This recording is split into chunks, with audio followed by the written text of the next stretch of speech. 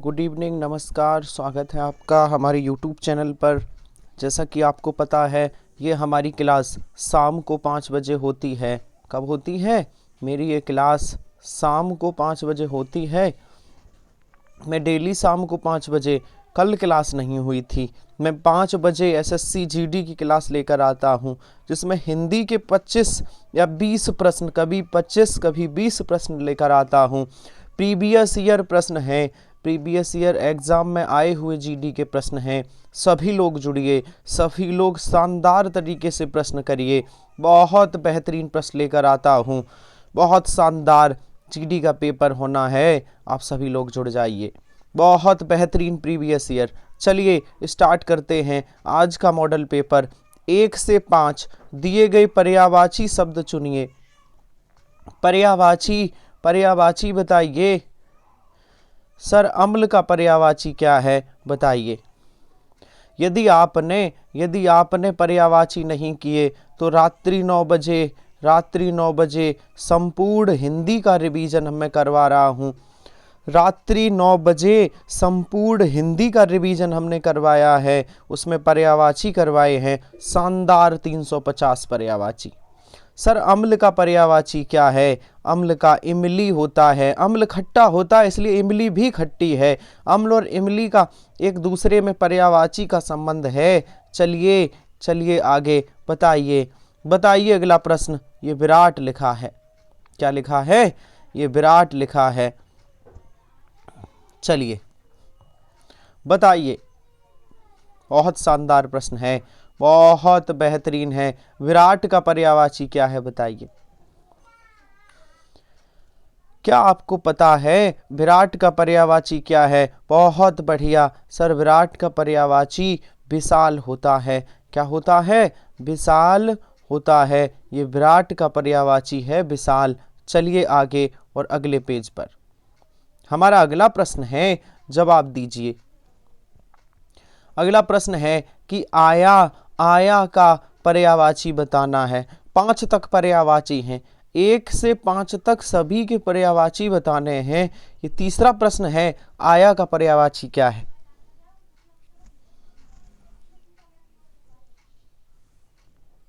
आया का पर्यायवाची क्या है? बहुत शानदार। मैं फिर आपसे कहता हूँ, ये प्रीवियस ईयर प्रश्न लेकर आता हूँ। आया को धानी भी कहते हैं। धनी नहीं है ये, धानी कोई आया हुआ व्यक्ति है, उसे धानी भी कहते हैं। ऑप्शन ए ये नया प्रश्न आपके लिए हो सकता है। शायद आपने पहली बार सुना हो ऐसा पर्यायवाची। ध्यान रखिएगा, नजर रखिए ऐसे सब प्रश्नों पर। चलिए बताइए। बेहतरीन प्रश्न है। निम्नलिखित में से स्पर्श व्यंजन कौन सा है? बहुत बेहतरीन, बहुत लाजवाब। जवाब दीजिए। स्पर्श व्यंजन कौन सा है सर? स्पर्श व्यंजन कौन सा है? क्या आपको पता है? स्पर्श व्यंजन कौन कौन से होते हैं? चा, छा, जा, झा, ये 4 होते हैं स्पर्श। तो छा एक स्पर्श व्यंजन है। और संघर्षी व्यंजन कौन होते हैं? सा होता है, सा ये संघर्षी व्यंजन है। तो ये सा संघर्षी है और स्पर्श है छा। पार्श्विक व्यंजन कौन है? सर, ला को पार्श्विक व्यंजन कहते हैं। और काकल वर्ड कौन सा है? हा को काकल वर्ड कहते हैं। फिलहाल इस प्रश्न का जवाब क्या है? फिलहाल इस प्रश्न का जवाब है ऑप्शन डी, स्पर्श व्यंजन छा है। चलिए 5वां प्रश्न। हमारा 5वां प्रश्न है कि तत्सम शब्द पहचानिए। कौन सा शब्द तत्सम है? पता है तो बताओ।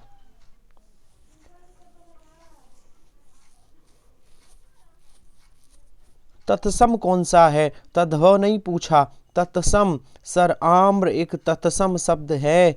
ऑप्शन ए आम्र तत्सम है। अच्छा, और आंख? सर, ये तद्भव है। आंख का होता है अच्छी, ये तद्भव है।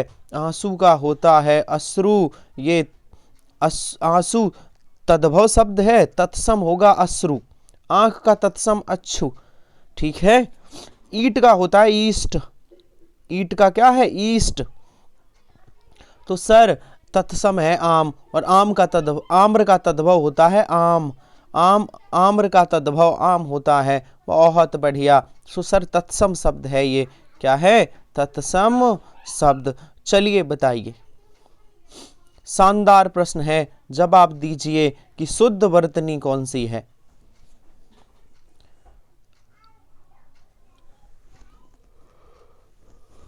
बताइए शुद्ध वर्तनी कौन सी है। अंजलि कैसे लिखा जाएगा, बताइए। अंजलि कौन सा सही है? सर अंजलि ऑप्शन सी वाला सही है कि बी वाला? कौन सा अंजलि सही है, जल्दी से बताइए। सर जो ऑप्शन बी में लिखा है अंजलि, ये सही है। ऑप्शन बी वाला सही है, ऑप्शन बी वाला। चलिए बताइए। यहाँ रा नहीं बना है, मैं बना देता हूँ। महर्षि लिखा है, ऐसा रा है। यहाँ रा है, यहाँ पर रा लगा हुआ है ऐसे। बताइए महर्षि में कौन सी संधि है, बताइए।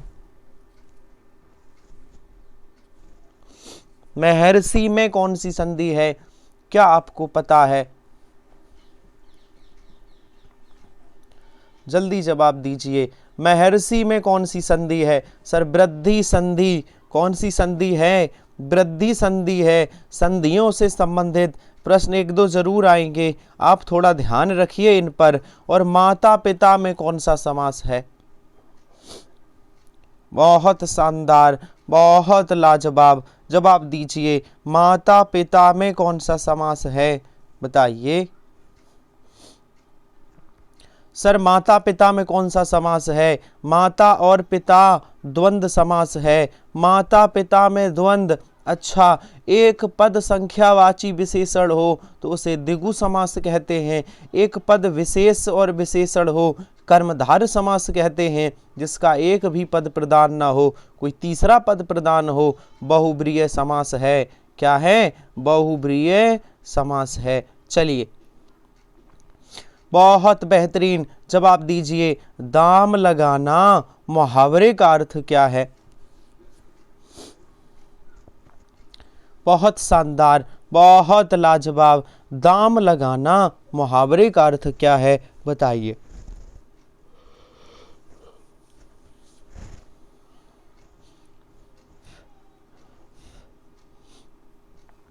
दाम लगाना मुहावरे का अर्थ क्या है, क्या आपको पता है?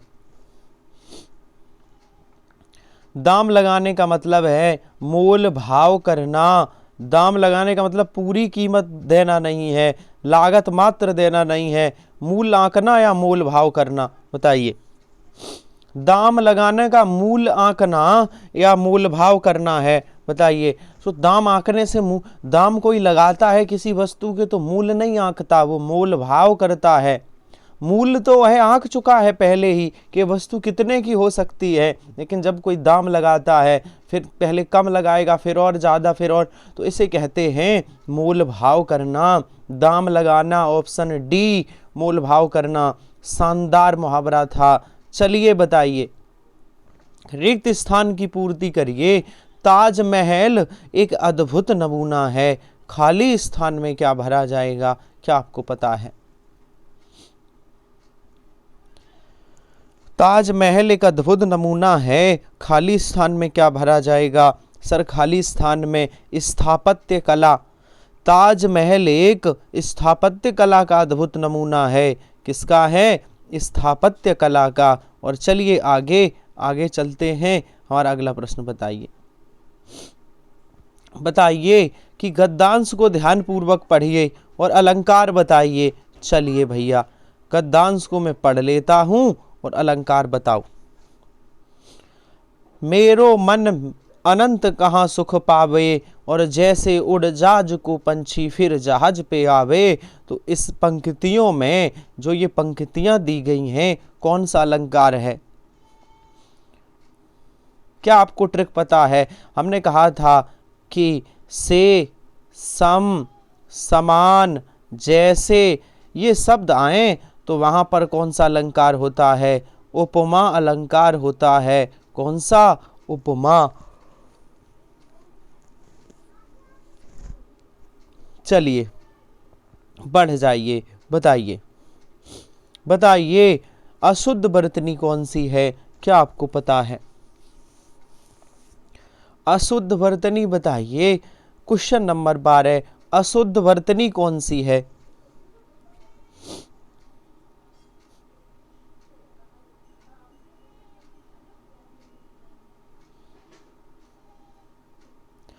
अशुद्ध वर्तनी कौन सी है, जल्दी से बताइए। क्या सुसमृद्ध ऐसा लिखा जाएगा? क्या सुसमृद्ध ऐसा लिखा जाएगा? क्या सम्मान ऐसा? क्या श्याम ऐसा? स्थिर ऐसा? बताइए। स्थिर नहीं होता, स्थिर होता है। स्थिर स्थिर नहीं होता, स्थिर होता है। अशुद्ध है ऑप्शन डी, स्थिर। ठीक है, क्या होता है? स्थिर। चलिए बताइए, आगे बताइए। हमारा अगला प्रश्न है कि कर्ण को अधिरथ सूत कहा जाता है। अधिरथ का अर्थ क्या है? कर्ण को अधिरथ सूत कहा जाता है। इस अधिरथ का अर्थ क्या है? बहुत शानदार सर, अधिरथ का अर्थ है रथ को हाँकने वाला। अधिरथ का अर्थ क्या है? रथ को हाँकने वाला। और 14वां प्रश्न बताइए कि वाक्य, शुद्ध वाक्य पहचानिए। बताइए शुद्ध वाक्य कि माँ बच्चे को दूध धाय से पिला रही है। धाय समझते हैं? वो जो दूध पिलाने वाली जो शीश वो होती है ना, जिस शीशी से, उसे धाय बोलते हैं। तो माँ बच्चे को दूध धाय से पिलवा रही है। माँ बच्चे को दूध धाय से पी रही है। माँ वो देखिए, डी वाला भी गलत है और सी वाला भी गलत है। अब दिक्कत ए और वी में है, तो बताइए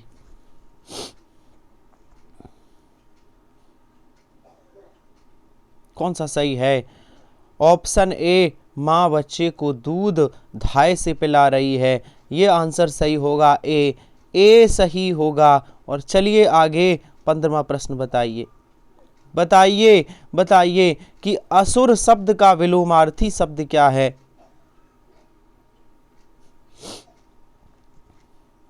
असुर का विलोम क्या है? बहुत बेहतरीन प्रश्न है। असुर का विलोम क्या होता है? सर, असुर का विलोम सुर होता है। असुर का विलोम क्या है? असुर का विलोम क्या है? सुर होता है। और हमारा अगला प्रश्न बताइए कि कौन सा शब्द भेद अनेकार्थी नहीं है? बताइए कौन सा अनेकार्थी नहीं है?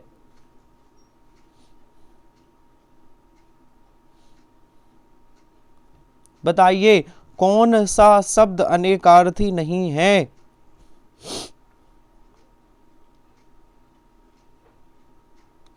सर, छेदन ये अनेकार्थी नहीं है। छेदन अनेकार्थी नहीं है, बाकी सभी अनेकार्थी हैं। बाकी सभी अनेकार्थी हैं। ये शब्द अनेकार्थी नहीं है, अनेकार्थी नहीं है। और चलिए बताइए, प्रश्न का लेवल अच्छा है। ना, मा तथा ला का उच्चारण स्थान क्या है? बहुत बेहतरीन 25 प्रश्न हैं, आप जवाब दीजिए। ना, मा और डा का स्थान क्या है? सर, ये नासिका से बोले जाते हैं। यंगड़ नम 5 अक्षर, उन्हीं में से 3 ये हैं। ये नासिका, नाक से बोले जाते हैं। और चलिए हमारा 18वां प्रश्न की तरफ चलते हैं। बताइए स्त्रीलिंग शब्द बताइए। कौन सा शब्द स्त्रीलिंग है? पता है तो बताओ।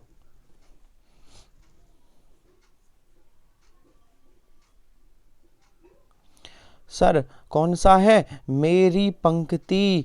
ऑप्शन सी सही है। मेरी पंक्ति ये स्त्रीलिंग है। मेरी पंक्ति, मेरा पक्षी, मेरा पंछी, मेरा पक्षी, मेरा पंख। लेकिन मेरी पंक्ति क्या है? स्त्रीलिंग है। और 19वां प्रश्न है, रिक्त स्थान की पूर्ति करिए। बताइए रिक्त स्थान की पूर्ति बताइए।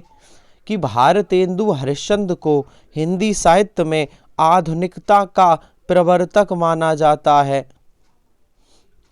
तो आधुनिकता का कैसा साहित्यकार प्रवर्तक, आधुनिकता का प्रवर्तक साहित्यकार, प्रवर्तक नाटककार, प्रवर्तक कथाकार, तो भारतेंदु जी आधुनिकता का प्रवर्तक नाटककार माना जाता है, प्रवर्तक नाटककार। ऑप्शन सही होगा सी। और आगे चलते हैं, हमारा अगला प्रश्न बताइए, अगला प्रश्न बताइए कि बादलों के समूह को क्या कहते हैं।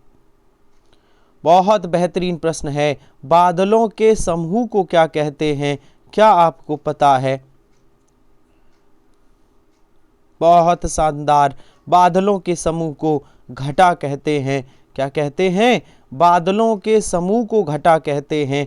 अनेक शब्द के बदले एक शब्द बताइए, बताइए एक शब्द कि नपा तुला खर्च करने वाला क्या कहलाता है।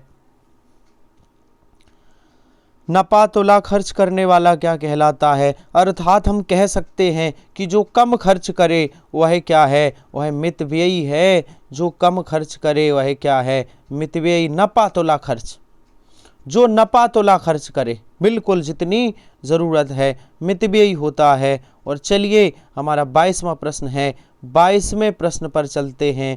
बताइए, बताइए नास्तिक शब्द का सही अर्थ क्या है? नास्तिक किसे कहते हैं? बताइए, जवाब दीजिए। सर नास्तिक कौन है? ईश्वर पर विश्वास नहीं करने वाला। जो ईश्वर पर विश्वास नहीं करता वह नास्तिक है, और जो ईश्वर पर विश्वास करे वह आस्तिक है, वह आस्तिक है। ऑप्शन सही होगा सी। चलिए चलिए हमारा 23वां प्रश्न है, जवाब दीजिए। बहुत बेहतरीन, कैंची किस भाषा का शब्द है? बताइए, कैंची किस भाषा का शब्द है? बहुत शानदार, बहुत लाजवाब, कैंची तुर्की भाषा का शब्द है, तुर्की भाषा का शब्द है। और हमारा अगला प्रश्न है, जवाब दीजिए। 24 प्रश्न है, 24 कौन सा शब्द तद्भव है?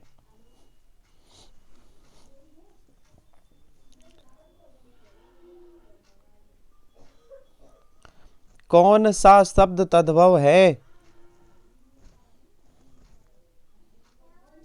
जल्दी से बताइए। सर लज्जा तद्भव शब्द है। लज्जा, लज्जा का तत्सम होता है लाज, लज्जा का तत्सम होता है लाज। ये लज्जा तद्भव शब्द है। बहुत शानदार। और चलिए बताइए कि उद्गम में कौन सा उपसर्ग है?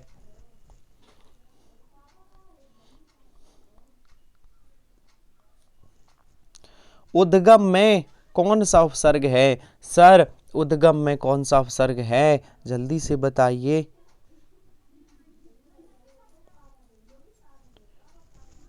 उद्गम में कौन सा उपसर्ग है? सर उद्गम में उपसर्ग होता है उत। उद्गम में कौन सा उपसर्ग है? उत उपसर्ग है। हमारे 25 प्रश्न कंप्लीट हुए। सेशन कैसा लगा जरूर बताइए। ठीक है, मिलते हैं कल 5 बजे, फिर से 5 बजे नए प्रश्नों के साथ। एसएससी जीडी के पेपर तक ये मॉडल पेपर आएगा हमारा शाम के 5 बजे। ज़रूर जुड़े रहिए। तब तक के लिए धन्यवाद।